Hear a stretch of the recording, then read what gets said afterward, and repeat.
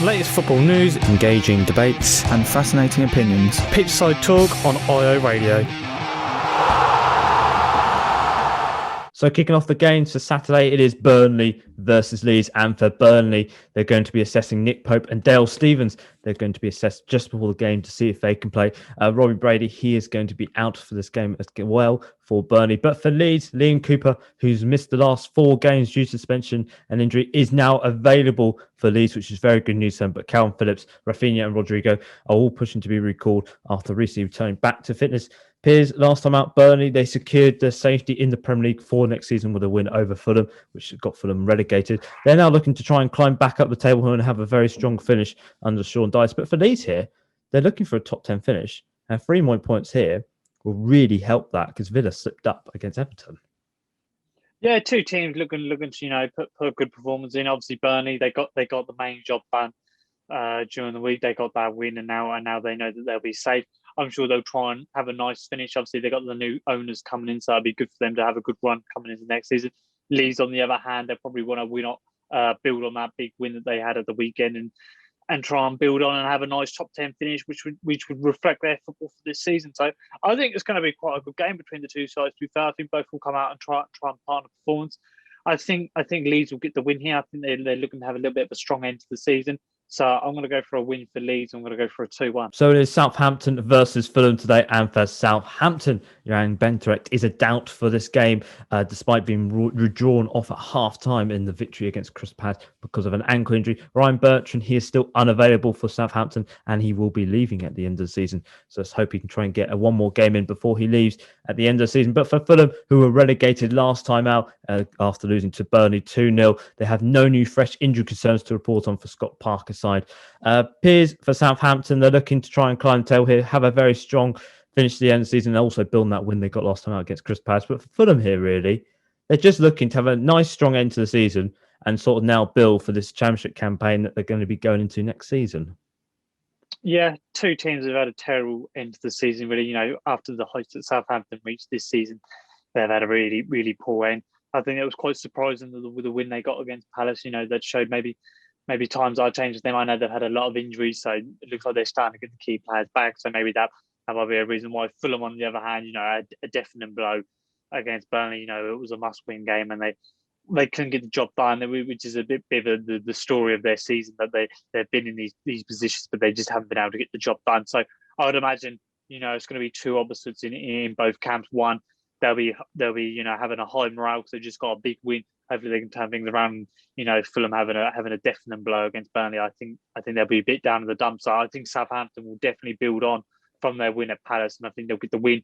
And I'm going to go for a 2-0 to the Saints. So for Saturday night football tonight, it is Brighton versus West Ham, and for Brighton, they're going to be without the suspended pair of Lewis Dunk and Neil Maupay. But Adam Lallana, he's expected to be available after his calf problem, and Veltman is likely to miss out on his game due to a calf problem. But for West Ham, so good news for them. Declan Rice, he could return to the starting 11 after 6 weeks out after damaging his knee whilst playing for England. But Cresswell should be fit for this game after suffering a dead leg against Everton last Sunday. Piers, for Brighton, it's a win for them. We'll see them go flying back up the table. They're looking for a good end to the season after their safety was secured last week. But for West Ham here, a big moment for them. They're still in this top 4 race here, but if they don't win this game, it's going to be very hard for them to get back into that place. Yeah, obviously it's a huge game for West Ham. Obviously Brighton, I think they've been a little bit lucky, with the way that Fulham were towards the end of the season, sort of capitulated. Although Brighton have played good football, this isn't going to be an easy game for West Ham. If West Ham think this is going to be an easy bounce back game, it's not, because Brighton caused problems. I know they got to cut some key players out, which is obviously going to cause problems for them. But when they played Chelsea a few weeks ago, they caused so many problems, and obviously got a win quite recently over Leeds. For West Ham, on the other hand, it's so close. Obviously Chelsea slipping up against Arsenal.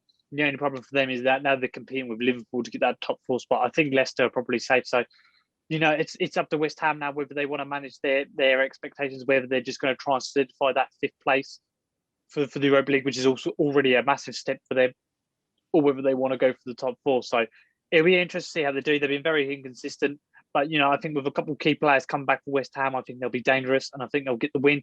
I'm going to go for a 1-0 to West Ham. So it is FA Cup final day. Chelsea versus Leicester, and there's going to be 20,000 fans in the stadium for this game, and we cannot wait. But what is the team news for Chelsea? Kovacic, he's fit after a 5-week absence due to a hamstring problem.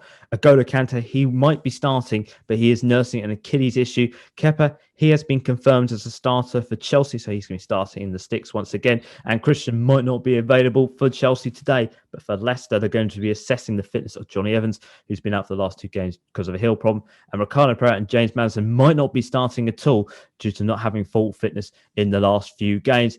Piers, such a big game here for both sides. Chelsea, they lost the last final they were in, which was last year. They lost 2-1 to Arsenal.